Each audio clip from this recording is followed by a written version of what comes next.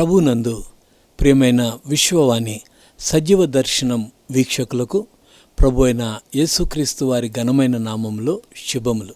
దేవుని యొక్క మహాకృపను బట్టి మనము మోషే నిస్వార్థ సమర్పణ గల వ్యక్తి అను శీర్షికపై మనం ధ్యానాలు వింటూ ఉన్నాం. ఈరోజు కూడా మన ధ్యానాంశము అరణ్యము వ్యక్తిగత పరిశోధన పాఠశాల అను అంశంపై మనం ధ్యానించుకుంటున్నాం. ప్రార్థన చేసుకొని ఈ దిన ధ్యానాన్ని మనం విందాం. మమ్మలను మిక్కిలిగా ప్రేమించిన మా ప్రేమగల పరలోకపు తండ్రి, పరిశుద్ధుడైన దేవా, ఈ యొక్క శ్రేష్టమైన సమయంలో నీ మాటల చేత మమ్మల్ని బలపరచండి. మోషే జీవితం ద్వారా మాతో నిత్యం మాట్లాడుతున్నావు, మమ్మల్ని బలపరుస్తున్నావు. నీకే స్తోత్రం.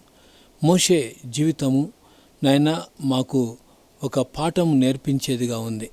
నేర్చుకోవాల్సినటువంటి అనేక సత్యాలను మాకు బయలుపరుస్తున్నావు గనుక పాఠశాలలో మేము నేర్చుకునేటివి, మేము కళాశాలకు వెళ్ళినప్పుడు, విశ్వవిద్యాలయానికి వెళ్ళినప్పటికీ పునాది ఈ మాటలే ప్రభువా. ఈ మాటల చేత మేము బలపడి నాయనా ఉన్నతమైన శిఖరాలను నాయనా మేము చేరుకోవడానికి నీవు ఆశించిన రీతిలో అటువంటి జీవితాన్ని కలిగి ఉండటానికి మీరు సహాయం చేయమని నజరేయుడు జీవాధిపతి అయిన యేసయ్య నామంలోనే ప్రార్థించి అడిగి వేడుకుంటున్నాము తండ్రి, ఆమెన్. గత వారము మోషే అరణ్యంలో ఎలాంటి పరిస్థితులను ఎదుర్కొన్నాడు, దేవుడు తనకు ఏ విధమైనటువంటి ధైర్యాన్ని ఇచ్చాడు అనేటువంటి విషయాన్ని మనం చూసాం. ఈరోజు మోషే ఆ అరణ్యంలో ఉండగా దేవుడు దేని కొరకు ఆ అరణ్య అనుభవంలోనికి ప్రభువు తీసుకొచ్చాడు, ఆ అరణ్య అనుభవంలో మోషేను ఉంచాడు అనేటువంటి విషయాన్ని ఈరోజు మనం వ్యక్తిగతంగా మన జీవితాలకు అన్వయించుకొని చూసుకుందాం. ద్వితీయోపదేశ కాండము 8వ అధ్యాయము 2-3 వచనాలను చూసినట్లయితే అరణ్య అనుభవంలోనికి ఒక వ్యక్తి ఎందుకు వెళ్ళాల్సి ఉంటుంది? ఆ అరణ్య పాఠశాలలో వ్యక్తిగతంగా మనల్ని మనం పరిశోధించుకోవడమే కాకుండా దేవుడు మనల్ని పరిశోధించడానికి అలాంటి పరిస్థితుల గుండా మనల్ని తీసుకెళ్తూ ఉంటాడు. పాఠశాలకు వెళ్ళినప్పుడు చిన్నతనంలో ఆ ఇల్లు సరిగా రాయకపోతే టీచర్ బెత్తం తీసుకొని దెబ్బ మీద దెబ్బ వేస్తూ ఉంటాడు. అప్పుడు ఆ బాలుడు లేకుంటే ఆ బాలిక అక్షరాలను సరిగ్గా రాసి నేర్చుకుంటారు. మనం పెద్ద అయిన తర్వాత కూడా పాఠశాల ఏంటండి అని అనుకుంటారేమో. మనం జీవితంలో పాఠాలు నేర్చుకోవటానికి పాఠశాలనే సరైనటువంటి వేదిక. అందుకే అరణ్యపు పాఠశాలలో దేవుడు మనల్ని ఉంచి, దేవుడు మనలో కొన్ని కార్యాలు జరిగించడానికి, మనం నేర్చుకొని జీవితంలో ముందుకు సాగటానికి దేవుడు మనకు సహాయం చేస్తూ ఉంటాడు. ఈరోజు ద్వితీయోపదేశ కాండం 8వ అధ్యాయం 2వ వచనాన్ని మనం చూసినట్లయితే ఇక్కడ అంటున్నాడు, మరియు నీవు ఆయన ఆజ్ఞలను గైకొందువో లేదో నిన్ను పరిశోధించి నీ హృదయంలో నున్నది తెలుసుకొనుటకు నిన్ను అనుచు నిమిత్తమును అరణ్యంలో ఈ 40 సంవత్సరములు నీ దేవుడైన యెహోవా నిన్ను నడిపించిన మార్గమంతటిని జ్ఞాపకము చేసుకొను. ఇక్కడ మనం గమనించినట్లయితే 3 కారణాలను ఈ వచనంలో చూస్తున్నాం. మొట్టమొదటి కారణం ఏంటంటే నిన్ను అనుచు నిమిత్తము అని అంటారు. ఒక పేపర్ అక్కడ పెట్టి ఉంటే గాలి వస్తుందంటే ఏం చేస్తారంటే పేపర్ మీద ఒక వెయిట్ పెడతారు, పేపర్ వెయిట్ అంటారు. కారణం ఏంటంటే ఫ్యాన్ వేసుకున్నప్పుడు గాలికి ఎగిరిపోతాయని ఆ పేపర్ వెయిట్ పెడతా ఉంటారు. అలాగే ప్రియమైన దేవుని బిడ్డలారా, మన జీవితపు అనుభవంలో మనం ఎగిసిపోతామని దేవుడు కొన్ని సందర్భాలలో మనకు పాఠాలు నేర్పించటానికి దేవుడు అలాంటి వాతావరణంలోనికి తీసుకెళ్తాడు. అందుకే ఇక్కడ ఏమంటున్నాడంటే నిన్ను అనుచు నిమిత్తము అంటున్నాడు. కష్టం రాకపోతే, దాని యొక్క పర్యవసానాన్ని మనం అనుభవించకపోతే చేసింది సరైనదే అనుకుంటాం. ఇశ్రాయేలీయులు యాత్ర చేస్తున్నటువంటి సంవత్సరాలలో, ఈ 40 సంవత్సరాలలో ఇశ్రాయేలీయులు ఆరంభము నుండి కూడా వారు సనుగుతూనే ఉన్నారు. వారి జీవితంలో తృప్తి కలిగి మేము బాగున్నాంలే, దేవునికి లోబడాలా అనేటువంటి ఆ యొక్క మనస్తత్వం వారికి రాకుండా పోతుంది. కాబట్టి అరణ్యంలో వారిని 40 సంవత్సరాలు ఉంచడంలో గల కారణం ఏమిటి అనేది మనం ఆలోచన చేస్తే వారిని అనుచు నిమిత్తం అంటున్నాడు. మోషే జీవితాన్ని కూడా మనం గమనించినట్లయితే అరణ్యంలో ఉన్నప్పుడు ఆయన అనుభవం ఏంటంటే దేవుని యొక్క సన్నిధిలో అణిగి మణిగి ఉండడం నేర్చుకున్నాడు. ఆయన గురించి చెప్పబడిన ఒక మాట ఏంటంటే మోషే మిక్కిలి సాత్వికుడు. ఈ అరణ్య పాఠశాలలో తనకు దేవుడు నేర్పినటువంటి అనేకమైనటువంటి సంఘటనలు తనని రోజు రోజుకి తగ్గి ఉండటానికి నేర్పించినట్లుగా మనం చూస్తూ ఉన్నాం. ఐగుప్తుని చంపి అరణ్యంలోనికి పారిపోయినటువంటి మోషే జీవితము మనకు కూడా నేర్పుతుంది ఏమిటనంటే మనం కూడా అణిగి మణిగి ఉండటానికి నేర్చుకోవడానికి దేవుడు ఈ పాఠశాలకు తీసుకొచ్చాడు. ఈ పాఠశాలలో పాఠాలు నేర్పిస్తూ ఉంటున్నాడు. ప్రియమైన దేవుని బిడ్డలారా, ఈరోజు నువ్వెంతో ఉన్నతమైన చదువులు చదివినటువంటి వ్యక్తిగా ఉండొచ్చు, ఉన్నతమైన స్థానంలో ఉండొచ్చు, అన్ని అనుభవాలు కలిగిన వాడవుగా ఉండొచ్చు. ఇంకా నేర్చుకోవాల్సిందేమన్నా ఉందేమో. ఈరోజు నువ్వు ఎదుర్కొంటున్న పరిస్థితుల్లో ఏదైనా ఒక పాఠం నేర్చుకోవాల్సి ఉందేమో. ఆ పాఠం నేర్చుకోవడానికే దేవుడు ఈ పరిస్థితిని అనుమతించాడని మనం ఎందుకు ఆలోచన చేయకూడదు? మోషే దాన్ని సానుకూలంగా స్వీకరించాడు. దేవుని సన్నిధిలో ఆయన ఇవన్నీ కూడా అనుభవించి దేవునికి తల వంచి దేవుని మాటకు విధేయత చూపేటువంటి పరిస్థితులను నేర్చుకున్నాడు. మోషే గురించి ఆలోచన చేస్తే ఆయన ఐగుప్తు యొక్క సకల విద్యల యందు ప్రావీణ్యత కలిగినటువంటి వాడు, అంత అనుభవం గడించినటువంటి వ్యక్తి. కానీ అరణ్య ప్రదేశంలోనికి వచ్చి ఆయన ఉన్నటువంటి పరిస్థితి చూస్తే ఆయన అణగదొరక్కబడ్డాడు. ఒక రాజు కావలసినటువంటి వాడు, ఫరో తర్వాతి ఫరోగా ఉండవలసినటువంటి వ్యక్తి అనుపబడాల్సినటువంటి పరిస్థితి ఏర్పడడానికి గల కారణం ఏంటంటే దేవుడు పాఠం నేర్పుతున్నాడు. ఇశ్రాయేలుకు పాఠం నేర్పుతున్నాడు. ఈరోజు మనకు కూడా పాఠం నేర్పుతున్నాడు. చాలాసార్లు తొందరపడి చేసినటువంటి పనులకు ఈరోజు ఎదుర్కొంటున్నటువంటి సమస్యలు ఇంత అంత కాదు, జీవితాంతం ఈ పరిస్థితులు ఎదుర్కోవాలా అనేటువంటి ఆలోచన కూడా వచ్చే ప్రమాదం ఉంది. కానీ దేవుడు అలా చేసేవాడు కాదు. మనం పాఠం నేర్చుకున్నామనంటే మనం ఇంకో క్లాసులోకి వెళ్ళిపోతాం. అందులో పాస్ అయిన తర్వాత ఇంకో క్లాసులోకి వెళ్ళినట్లుగానే ఒక పాఠం నేర్చుకున్న తర్వాత ఇంకొక క్లాసులోనికి వెళ్తాం. అరణ్యంలో మరొక పాఠం నేర్పుతున్న మాట ఏమిటి అనంటే ఇక్కడ అంటాడు, ఆయన ఆజ్ఞలను గైకొందువో లేదో నిన్ను పరిశోధించి నీ హృదయంలో ఉన్నది తెలుసుకోవటానికి. నా ఆజ్ఞలు వింటాడా వినడా? నేను చెప్పిన మాటకు లోబడతాడా లోబడడా? లోబడుతుందా లోబడదా? ఇవన్నీ తెలుసుకోవడానికి దేవుడు చేసేటువంటి పని ఏంటంటే ఈ పాఠశాలలో మనల్ని ఉంచాడు.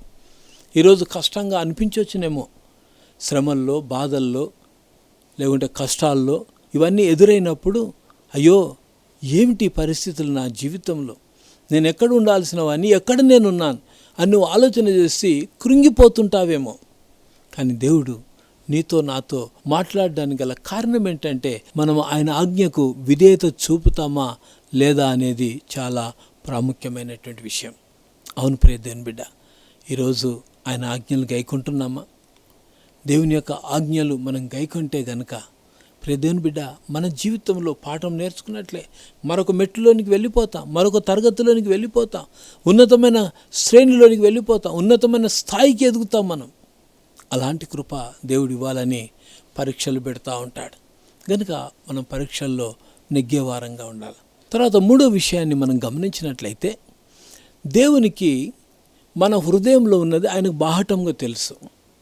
కానీ పరిస్థితుల ద్వారా మన రియాక్షన్ ఎలాగుంటుందో, మనం ఏ రీతిగా స్పందిస్తామో అనే దాన్ని తెలుసుకోవటానికి ఆయన అంటున్నాడు, నీ హృదయంలో ఉన్నది తెలుసుకొనుటకు. నీ హృదయంలో ఉన్నది తెలుసుకోవాలంటే ఈరోజు వేరే పరికరం ఏం అక్కర్లే. ఈ రోజులల్లా ఆర్టిఫిషియల్ ఇంటెలిజెన్స్ అని ఏఐ టెక్నాలజీ అంటూ అన్నారు. ఏఐ టెక్నాలజీ ద్వారా నీ శరీరంలో లేకుంటే నీ మనసులో నీ యొక్క బ్రెయిన్లో నువ్వు ఏమైతే ఆలోచన చేస్తావో అవన్నీ కనుగొనేటువంటి టెక్నాలజీ ఉందంట.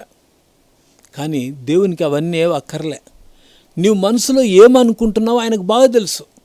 139వ కీర్తన మనం చదివినట్లయితే, అయ్యా నాకు తలంపు పుట్టక మునిపే అది నీకు తెలుసు, నా నోట మాట రాక మునిపే ఏమైతే వస్తుందో అది నీకు తెలుసు. కీర్తనకారుడైన దావీదు చాలా చక్కగా చెప్తాడు, అయ్యా నీ నుండి నేను ఎక్కడికి తప్పించుకోగలను, నేను ఎక్కడికి తప్పించుకోలేను. అందుకే మన జీవితంలో ఆయన మన హృదయ రహస్యాలన్నిటినీ ఎరిగినవాడు గనుక మన జీవితంలో నేర్చుకోవాల్సినటువంటి ఒక శ్రేష్టమైనటువంటి పాఠం ఏంటంటే, ఆయనకు దూరంగా ఉండి నేనేమీ చేయలేను. ఆయనకు మరుగైనది ఏమీ లేదు, ఆయనకు తెలియందంటూ ఏమీ లేదు. కాబట్టి నేనేదో రహస్యంగా చేస్తున్నాను అని తలంచి నేను ఒకవేళ ఉంటే అది ఎంతో ప్రమాదం అనేది గ్రహించాలి. కాబట్టి మన జీవితంలో దేవుడు మనల్ని పరిశోధించటానికి, వ్యక్తిగతంగా మనల్ని మనం పరిశోధన చేసుకునే ఆ పాఠశాలకు మనల్ని తీసుకెళ్ళి ఈ కష్టంలో, దుఃఖంలో, నష్టంలో, అనేకమైనటువంటి ఇరుకులు, ఇబ్బందులు, ఎన్నో పరిస్థితులు మనల్ని చుట్టుముట్టినప్పటికీ ఆ పరిస్థితుల్లో మనకు నేర్చుకోవడానికి ఒక అవకాశం ఇస్తూ ఉంటాడు. అందుకే మోషే జీవితాన్ని మనం గమనించినట్లయితే నిర్గమకాండము 2వ అధ్యాయం 15వ వచనాన్ని మనం చూసినట్లయితే ఇక్కడ అంటున్నాడు, ఫరో ఆ సంగతి విని మోషేను చంపచూచెను గాని మోషే ఫరో ఎదుట నుండి పారిపోయి మిద్యాను దేశంలో నిలిచిపోయి ఒక బావి యొద్ద కూర్చుండాను. నిస్సహాయ స్థితిలో ఆయన బావి యొద్ద కూర్చున్నాడు. తర్వాత 3వ అధ్యాయము 1వ వచనాన్ని మనం చూసినట్లయితే, మోషే మిద్యాను యాజకుడైన ఇత్రో అను తన మామ మందను మేపుచు ఆ మందను అరణ్యము అవతలకు తోలుకొని దేవుని పర్వతమైన హోరేబుకు వచ్చాను. మోషే జీవితంలో ఇలాంటి పరిస్థితి రావడానికి గల కారణం ఏమిటి అనంటే, మన జీవితంలో ఆయన మనకిచ్చినటువంటి సమయం వరకు ఆగకుండా మనం ఏదైతే పని తలపెడతామో దాని వలన నష్టమే కలుగుతుంది, కానీ దాని వలన లాభమేమీ ఉండదు. అన్ని పరిస్థితుల గమనించాల్సింది ఏమిటనంటే, దేవుని సమయం కొరకు ఎదురు చూడాలి. ధన్యతల్లో ప్రభువైన యేసుక్రీస్తు వారు ఈ మాటలు చెప్తూ ఉంటాడు. మత్తయి సువార్త 5వ అధ్యాయము 11, 12 వచనాలను మనం చూస్తే, నా నిమిత్తము జనులు మిమ్మును నిందించి హింసించి మీ మీద అబద్ధముగా చెడ్డ మాటలెల్లా పలుకున్నప్పుడు మీరు ధన్యులు, సంతోషించి ఆనందించుడి, పరలోకమందు మీ ఫలము అధికమగును. ఈలాగున వారు మీకు పూర్వమందుండిన ప్రవక్తలను హింసించారు. దేవుని కొరకు నిలబడి దేవుని ప్రజల పక్షంగా మనం ఉండి ఏదైనా చేస్తున్నప్పుడు సమస్యలు అనేటివి అనివార్యం, అవి మనకు ఎదురవుతూ ఉంటాయి. కానీ ఆ సమస్యలను బట్టి మనం కృంగిపోనక్కర్లే, ఆ సమస్యలను బట్టి దిగులు పడనక్కర్లే, ఆ సమస్యలను బట్టి మనం పారిపోవాల్సినటువంటి అవసరం లేనే లేదు. కానీ ఇక్కడ గమనించినట్లయితే ఎవరైతే దేవుని కొరకు నిలబడతారో వారి జీవితంలో సమస్యలు లేకుంటే ఎన్నో శ్రమలు ఆవరిస్తూ ఉంటాయి, కానీ వాటన్నిటి నుంచి తప్పించడానికి ఆయన సిద్ధంగా ఉంటాడు. అందుకే పేతురు కూడా రాస్తూ ఒక మాట అంటాడు. పేతురు రాసిన మొదటి పత్రిక 4వ అధ్యాయము 12, 13 వచనాలు, ప్రియులారా, మిమ్మును శోధించుటకు మీకు కలుగుచున్న అగ్ని వంటి మహాశ్రమను గూర్చి మీకేదో ఒక వింత సంభవించినట్లు ఆశ్చర్యపడకుడి. క్రీస్తు మహిమ బయలుపరచబడినప్పుడు మీరు మహానందంతో సంతోషించు నిమిత్తము క్రీస్తు శ్రమలలో మీరు పాలివారయున్నంతగా సంతోషించుడి అంటున్నాడు. అవును ప్రియ దేవుని బిడ్డలారా, దేవుని కొరకు నిలబడి దేవుని పని చేయటానికి ఎప్పుడైతే పూనుకుంటామో ఆ పనిలో మనము గనుక నిలకడగా ఉంటే, మనం ధైర్యంగా ఉంటే ఆ పరిస్థితులు దేవుడు కంట్రోల్లోకి తీసుకుంటాడు. మనమేం బాధపడనక్కర్లే. మోషే ఒకవేళ ఫరో వద్ద నుండి పారిపోకుంటే పరిస్థితులు ఏ విధంగా ఉండేటివో నాకైతే తెలియదు, కానీ ఒక్కటి మాత్రం సత్యం, మనం ఎక్కడ ఉన్నా ఆయన ప్రజల కొరకు మనం ఏదైనా తలపెట్టి పని చేస్తుంటే వచ్చే ప్రతి శోధన నుండి కూడా ఆయన విడిపించటానికి సామర్థ్యము గల దేవుడు ఆయన. మనకొచ్చిన శ్రమలు, మనకొచ్చినటువంటి బాధలు ఒకవేళ ఉరికంబానికేసి ఉరిదీస్తాడా? దేవుని యొక్క అనుమతి లేకుండా తల వెంట్రుకలలో ఒకటైనా రాలదని దేవుని వాక్యం చెప్తుంది. మొర్దెకై కొరకు ఒక ఉరికొయ్య తయారు చేసిన వారే దానిపైన ఉరివేయబడినారు. దేవుని ఏర్పాటులో ఉన్నటువంటి బిడ్డలమైన మనం మన జీవితంలో ఏ పరిస్థితులను బట్టి, లేదంటే మన ముందున్నటువంటి పరిస్థితులను బట్టి పారిపోవడం కాదు, మన ముందున్నటువంటి పరిస్థితులను బట్టి ఇక నాకెందుకు ఈ లైఫ్ అని నిర్ధారణ చేసుకొని జీవితాన్ని అంతం చేసుకోవడం అనేది, లేదంటే ఆత్మహత్య యత్నం అనేది బహుభయంకరమైనటువంటి పాపం. అది మన పైన మనకి అధికారం లేదు ప్రియ దేవుని బిడ్డ. మన కష్టంలో, మన పరిస్థితుల్లో నేనున్నాను బిడ్డ అని ఆదరించేటువంటి ఆ దేవుణ్ణి మనం కలిగి ఉన్నాం. మనల్ని రక్షించడానికి సామర్థ్యం కలిగిన దేవుణ్ణి మనం కలిగి ఉన్నాం. ఏ పరిస్థితి ఉన్నా మనం భయపడాల్సిన పని లేదు. మోషే తన జీవితంలో అరణ్యంలోనికి పారిపోయాడు. అరణ్య అనుభవంలో పాఠాలు నేర్చుకుంటున్నప్పటికీ ఆ అరణ్య అనుభవం లేకుండా ఒకవేళ ఐగుప్తులోనే ఉండి ఒకవేళ ఆయన గనుక తీర్మానం చేసుకొని ధైర్యంగా నిలబడితే పరిస్థితులు ఏ విధంగా ఉండేటివో తెలియవు. లేకుంటే ఆ దినాలలో ఆయన అక్కడ ఉంటే గనుక దేవుడు ఇంకా ముందే వీరిని నడిపించేవాడేమో తెలియదు. కానీ మనం ఏ పరిస్థితుల్లో కష్టమున్నా నష్టమున్నా ఆ పరిస్థితుల నుంచి పారిపోవడం అనేది తగదు. కానీ ఆ పరిస్థితుల నుండి సహించినట్లయితే అది మనకు ఎంతో గొప్ప అనుభవం, ఎంతో గొప్ప పాఠాన్ని మనం నేర్చుకుంటాం. కాబట్టి మన అనుదిన జీవితంలో ఎదురయ్యే పరిస్థితులను బట్టి మనం దేవుని బిడ్డలంగా కృంగిపోని అవసరం లేదు. ఆయన సజీవుడు. నీ కొరకు నా కొరకు ఆయన శిల్వ యాగము ద్వారా, ఆయన శిల్వ కార్యము ద్వారా జరిగించినటువంటి అద్భుతమైన కార్యం ఏంటంటే ఏ పరిస్థితుల్లో ఉన్నా కూడా విడిపించడానికి నేనున్నాను బిడ్డ అంటున్నాడు. ఆయన మనతో ఉండగా ఇంకా దేనికి మనం చింతించాలి? దేని విషయంలో మనం బాధపడాలా? దేని విషయంలో మనం కృంగిపోవాలా? కాబట్టి ఈరోజు ఏ పరిస్థితిని బట్టి నువ్వు కృంగిపోతున్నా ఒక్కసారి విశ్వాసమున కర్త, దాన్ని కొనసాగించువాడునైనా యేసయ్య వైపు చూడు. మనుషుల వైపు చూస్తే పడిపోతాం, మనుషుల వైపు చూస్తే కృంగిపోతాం, మనుషుల వైపు చూస్తే పారిపోతాం. కానీ దేవుని వైపు కనుక చూస్తే కనుక ప్రియ దేవుని బిడ్డ ఆ పరిస్థితుల్లో నిలబడి దేవుని కార్యాలను నెరవేర్చే అనుభవంలోనికి వచ్చి దేవుని ఘనపరిచే అనుభవంలో ఉండి అనేకులకు ఆశీర్వాదకరంగా మారుతాం. సో అలాంటి గొప్ప ధన్యత ఇది నా వాక్యం వినే బిడ్డలందరికీ దేవుడు దయచేయాలని, ఉన్న పరిస్థితుల్లో ధైర్యంగా ఉండాలని కోరుకుంటూ ఈ మాటలు ముగిస్తున్నాను. ప్రార్థన చేసుకొని ఈ ధ్యానాన్ని ముగించుకుందాం. మమ్మలను మిక్కిలిగా ప్రేమించిన మా ప్రేమగల పరలోకపు తండ్రి, ఈ ప్రత్యేకమైన సమయంలో నాయన వాక్యం విన్న బిడ్డలు ఏ పరిస్థితుల్లో ఉన్నారో మాకైతే తెలియదు. కొంతమంది ఆర్థికంగా ఉండే పరిస్థితులను బట్టి కృంగిపోతూ ఉంటారు. కొంతమంది అనారోగ్యంతో ఉన్న కారణం చేత కృంగిపోతూ ఉన్నారు.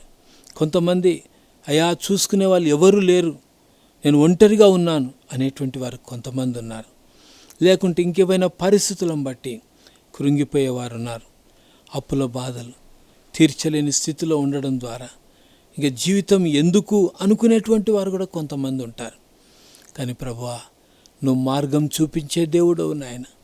తండ్రి, నీపై ఆధారపడితే నాయన అరణ్యంలో ఎడారిలో తండ్రి నీటి ఊటను పుట్టించినటువంటి దేవుడవు నాయన.